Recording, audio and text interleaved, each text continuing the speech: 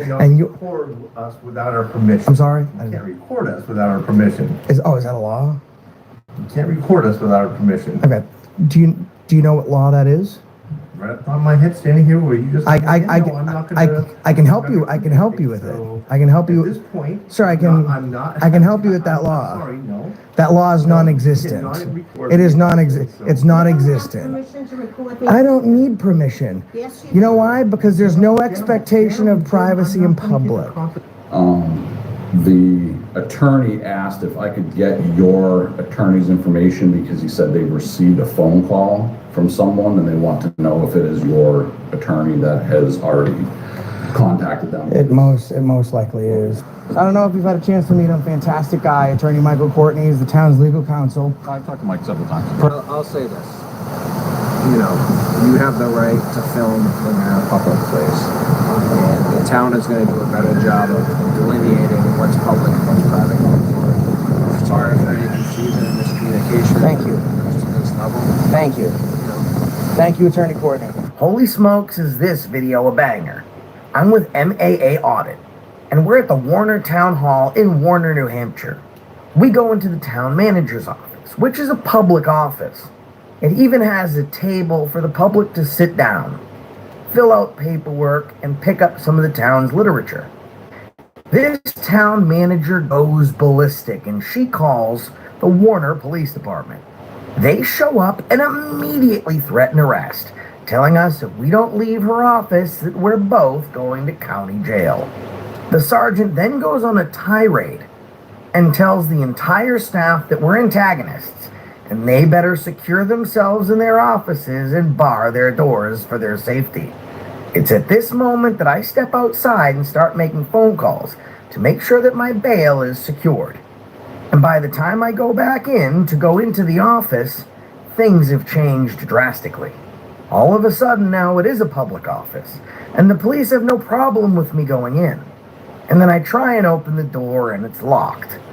It's also interesting that halfway through this audit, I stopped the video and sent it to my attorney. And in real time, my attorney called me back, letting me know that I knew all along was accurate, that I had one heck of a lawsuit. And then, as if it was a made-for-TV moment, the sergeant comes back out with a very glum look on his face, letting me know that their city attorney has already received a phone call from mine. We left the building and spoke to Attorney Michael Courtney from Upton Hatfield, the town's legal counsel, and he agreed with us that the police were wrong. It was absolutely a public space, and thank God we hadn't been arrested, because even he agreed that if we were, the town and these cops were in for a hell of a lawsuit. We got off the phone and then he called us back about 10 minutes later, inviting us back to Town Hall to make sure we got to film inside every office that we were originally barred from and told was private. Now, I said several times throughout this video that I wasn't going to look for a lawsuit. And then on my 2-hour drive home, I kept thinking to myself, without any knowledge, and when these cops were wrong, they were willing to use physical violence against me, to arrest me, arrest my freedom, and take me to jail when I'd commit no crime. They showed no compassion, and they showed no mercy. And I just didn't think that an education would be enough. They needed real culpability and accountability. So after I returned home, I spoke to my attorney this evening.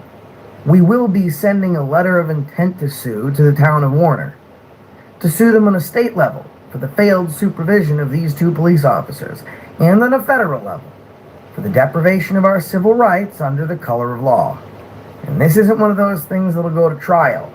They'll settle pretty quickly, because the only thing that everyone could agree on is that the town and these cops were dead wrong. It even got to the point that once these cops realized we weren't just Joe Schmoes off the street and we knew what we were talking about and we had resources, they started blaming the town manager, saying that she had made a false call to police and that they had no problem with us going in the office.